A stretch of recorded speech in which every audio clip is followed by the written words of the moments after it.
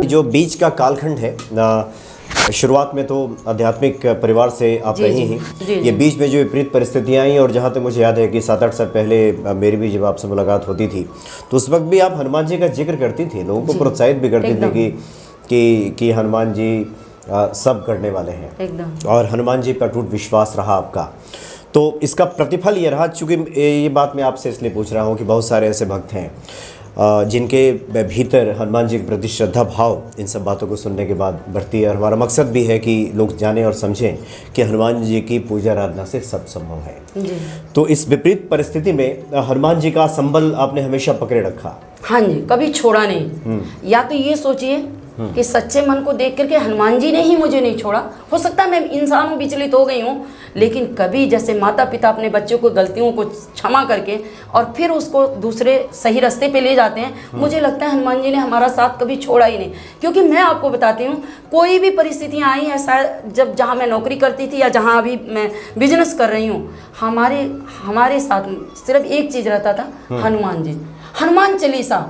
मैंने बहुत सारे काम नहीं किए भैया, रियल बात बता रही हूँ, कोई पूजा पाठ और नहीं, लेकिन हनुमान चालीसा हर समय। कितनी बार वो 100 हो जाता है या 50 होता है या 11 होता है या 12 होता है, ये काउंट नहीं की, लेकिन हनुमान चालीसा तो ऐसे लगता है कि मतलब उसका नशा छा जाता है। हनुमान चालीसा का नशा ऐसा हावी हो चुका है, बर्तन मांजते, खाना बनाते, हर टाइम बड़ा सुकून देता है दिल को। मैं ये नहीं कहने जाऊंगी कि 108 मैं करती हूँ हनुमान चालीसा और 11 करती हूँ और 12 करती हूँ, ऐसा नहीं। मतलब ये हनुमान चालीसा मैं हंस रही हूँ तो भी है, रो रही हूँ तो भी हूँ तो भी है। और मेरे को लगता है ना, जब मैं सो जाती हूँ तब भी शायद दिल से वो बोलता तो होगा, जय हनुमान ज्ञान गुण सागर जय कपीस तुम। यानी जिसको कहा गया जपत निरंतर हनुमत वीरा, ये कोई 108 पाठ 100 पाठ ऐसा नहीं है, नहीं, जीवन के हर सांस में, हर क्षण में ये कोई भी काम कर रहे हैं, हनुमान चालीसा तो गूंजता ही रहता है। उसी को मैंने जिंदगी में मतलब हनुमान चालीसा को ही प्रायोरिटी दिया। ये नहीं कि मतलब ऐसा नहीं है। देवेंद्र भैया ने बताया था, पवन तनय बल पवन समाना बुद्धि विवेक विज्ञान निदाना, वो जरूर 108 करती हूँ, वो गिन के करती हूँ, बट हनुमान चालीसा का तो कोई लिमिट ही नहीं है, क्योंकि उसको बाउंड नहीं करा जा सकता। पवन तनय बल पवन समाना बुद्धि विवेक विज्ञान निधाना, ऐसे भक्तों को आप क्या बताना चाहेंगी? आप इसको कैसे करती हैं और उसका क्या फलाफल मिला? पवन तनय बल पवन समाना बुद्धि विवेक विज्ञान निदाना, ये शब्द मुझे देवेंद्र भैया ने बताया था।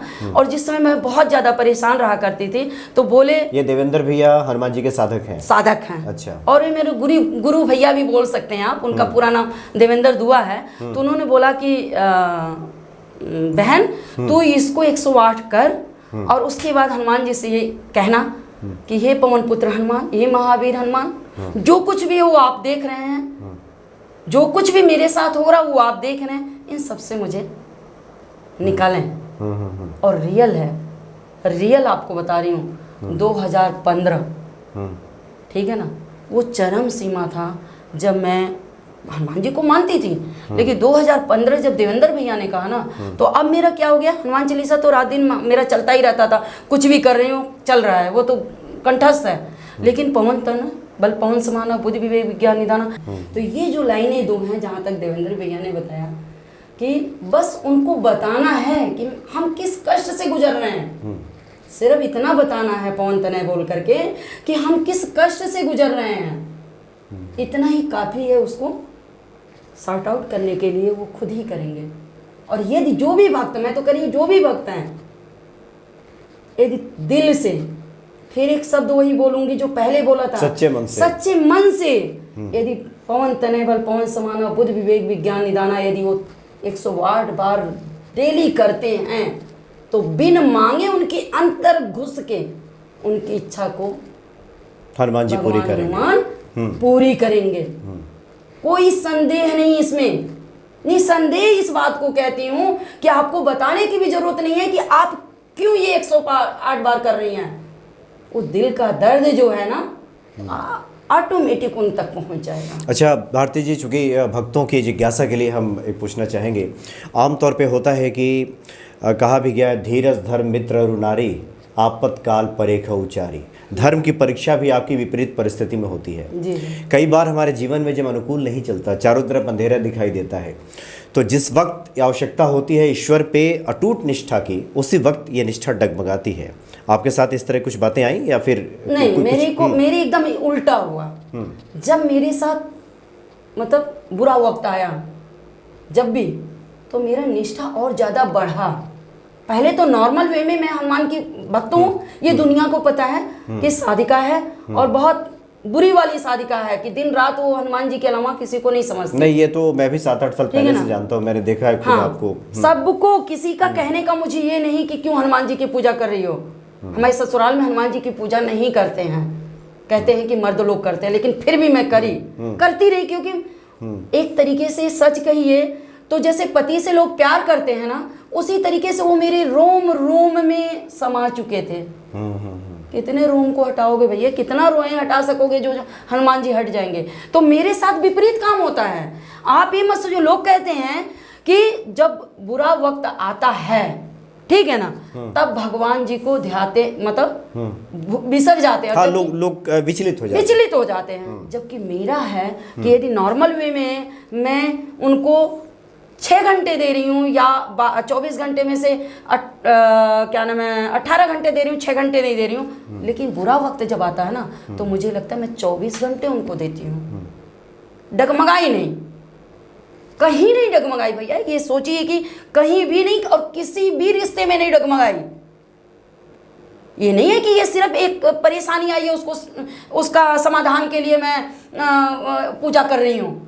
मैं हर जगह मतलब खरी मेरे को लेकर के संभाले रखे, चाहे वो माँ का फर्ज, चाहे वो पत्नी का फर्ज, चाहे बेटी का फर्ज, चाहे भाई बहन का फर्ज, जो भी रहा, मुझे हनुमान जी ये सपोर्ट करके पकड़े रहे कि तुम्हें करना है। तो मेरा मानना ये है कि जब इंसान का सही वक्त होता है तो शायद भगवान जी को भूल जाते हैं, मेरा कहना है। और जब कष्ट आता है तो लगते हैं भगवान भज रहे हैं, ये भी गलत है। हाँ, दुख में सुमिरन सब करे, सुख में करे न कोई, जो दुख में सुमिरन करे, जो सुख में सुमिरन करे, दुख काहे को होए। ठीक है ना?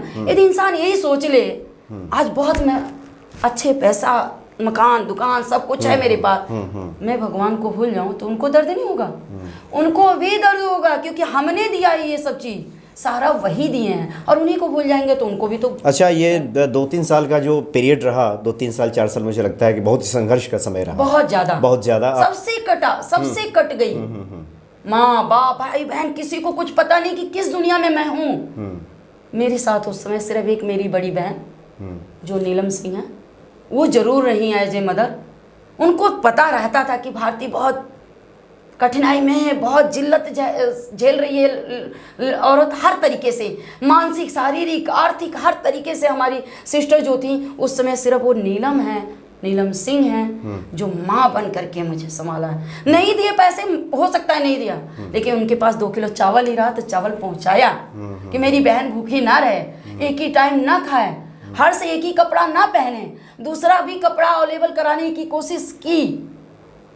मैंने दरअसल बताना ही नहीं चाहा किसी अपनों को, क्योंकि ना नहीं, आपने तो शुरू में ही कहा है कि इधर उधर रोने से अच्छा है हनुमान जी के सामने आप अपनी बात रखिए। यदि हम अपने माँ बाप को बताते, वो बड़े दर्द से गुजरते कि मेरी लाड़की बेटी इतनी कष्ट सह रही है, तो अच्छा है क्यों ना इस माता पिता को बताएं।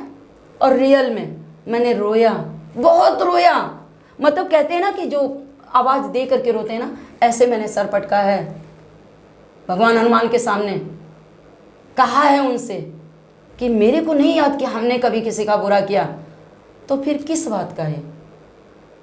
लेकिन धीरे धीरे उन्होंने सबसे पहले क्या दिया मुझे, सबसे पहले मानसिक जो परेशानियां थी मेरी खत्म करी, भूलने लगी एक ही टाइम धीरे धीरे। और ये हनुमान जी के भक्त जानते हैं कि आपके पास कितना है कितना नहीं अलग अलग मुद्दा है, लेकिन हनुमान जी टेंशन फ्री करते हैं, टेंशन फ्री करते हैं एकदम।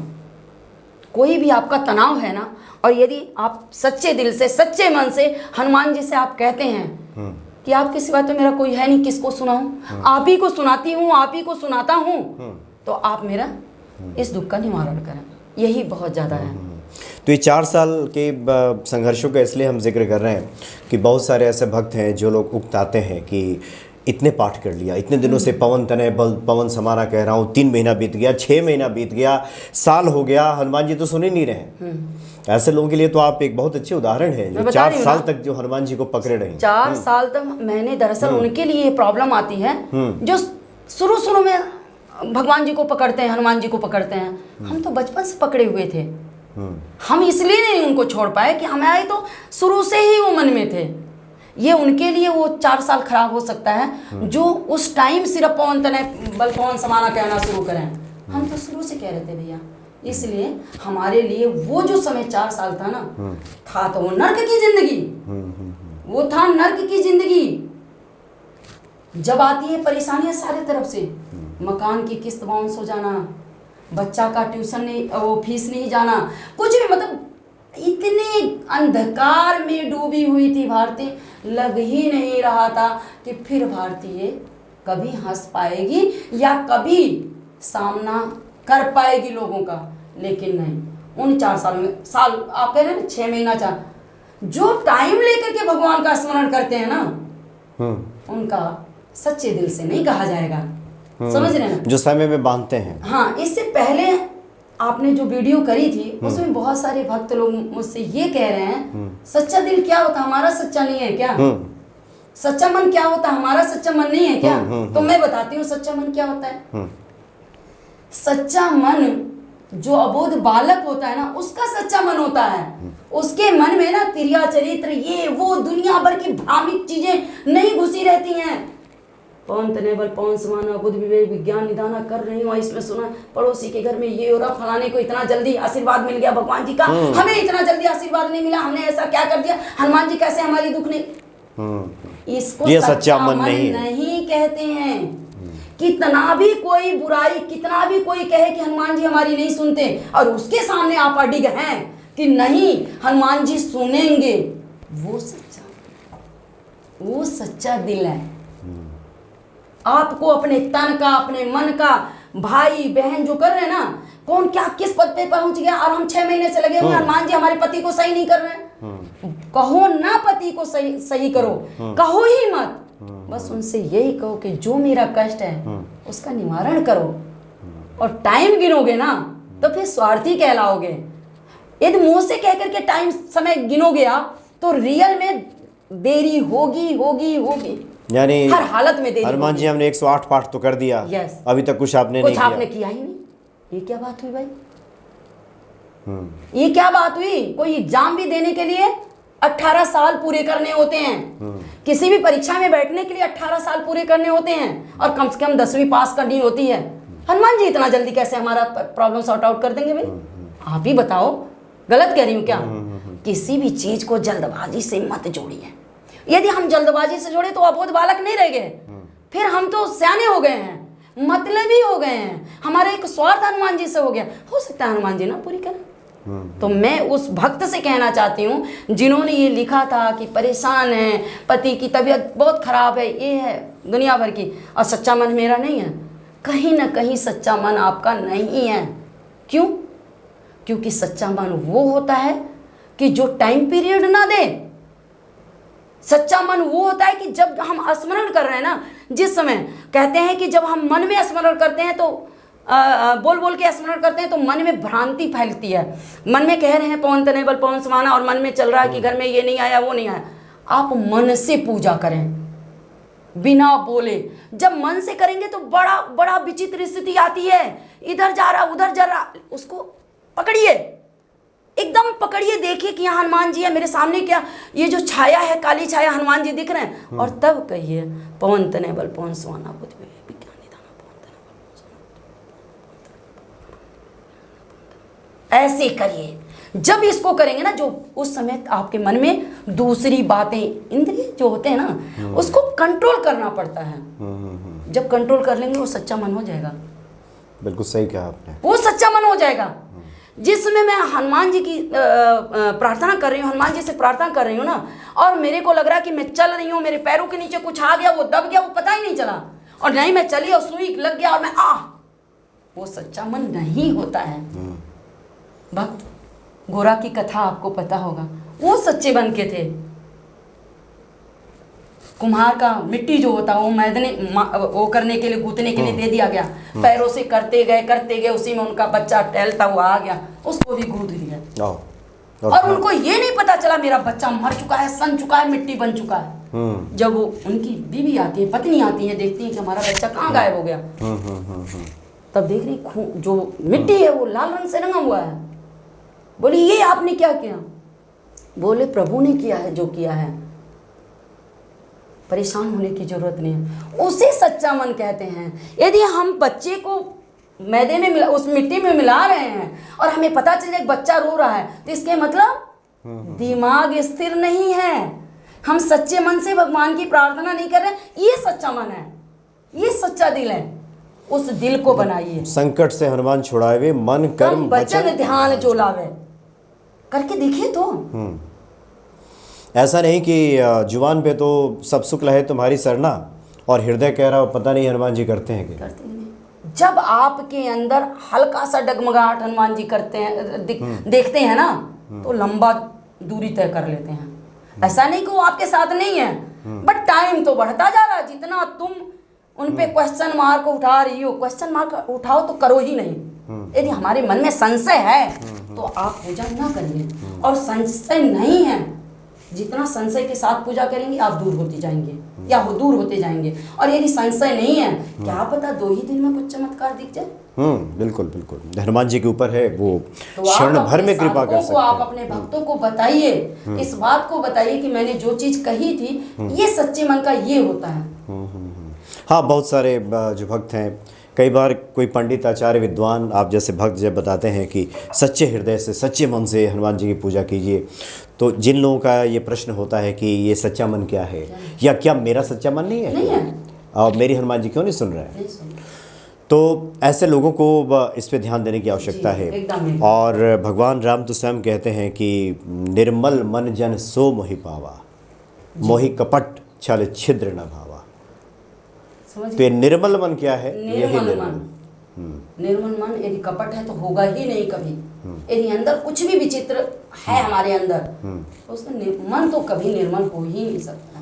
मन में फैल रही है दुनिया भर की बातें, उस समय भगवान जी कहाँ से सुनेंगे? आपको यही तो बता दीजिए, हनुमान जी कहाँ से सुन लेंगे मेरी बातें? उसके इर्द गिर्द तो और बातें उसको कवर कर लिया, हनुमान जी तक जा ही नहीं पा रहा है। तो मेरा मन उस समय सच्चा नहीं है। और तुलसीदास जी ने इसलिए स्पष्ट कह भी दिया है कि संकट से हनुमान छुड़ावे, लेकिन आगे शर्त भी है, मन क्रम वचन ध्यान जो लावे। मन से, कर्म से, वचन से, ध्यान से जब ये चारों आपस में मिलेंगे तब संकट से हनुमान छुड़ावे, अन्यथा नहीं। तो कहीं ना कहीं हमारी पूजा में, कहीं ना कहीं मेरी भक्ति में कमी रह जाती है, जो वो थोड़ी सी हमें डांटते हैं। जो ये कष्ट कोई बड़ी कष्ट नहीं है, बस झेलने की क्षमता रखो। माँ बाप भी चाटा मारते हैं, वो भी देखे भक्त डगमगा रहा है तो उसको एक चाटा मार दिए और भारतीय नौकरी छोड़ के बैठ गए। वो चाटा है एक छड़ी, और किसी अच्छे के लिए वो चाटा मारा, सन्मार्ग पे लाने के लिए। जी जी। तो भारती जी, अगले जो मुलाकात आपसे होगी अगले कार्यक्रम में, हम चाहेंगे, बहुत सारे भक्तों की और भी जिज्ञासाएं हैं, खासकर विद्वान पंडितों की बातें तो लोग सुनते हैं, उन उपायों को जानते हैं, करते हैं, लेकिन अगर एक भक्त जिसके जीवन का अपना अनुभव रहा हो, उन बातों को सुनने के बाद ये जो श्रद्धा विश्वास है और प्रगाढ़ होती है। इसलिए अगली बार आपसे जब हम बात करेंगे तो उसमें हम ये जानने की कोशिश करेंगे कि इस दुर्गम परिस्थिति से आप बाहर आईं, अभी हनुमान जी की आप कैसे आराधना करती हैं, या इसमें कभी विचलन की स्थिति आती है तो फिर आप खुद को कैसे संभालती हैं, या फिर हनुमान जी कृपा निरंतर बरसते रहे, इसको लेकर के निशंक मन से हम कैसे लगे रहे, इसके बारे में भी आपसे बात करेंगे। फिलहाल आपने जो बातें बताई हैं वो निश्चित तौर पे भक्तों के लिए काफ़ी कल्याणकारी साबित होंगी। बहुत बहुत धन्यवाद आपका। जय सिया राम। जय सिया राम।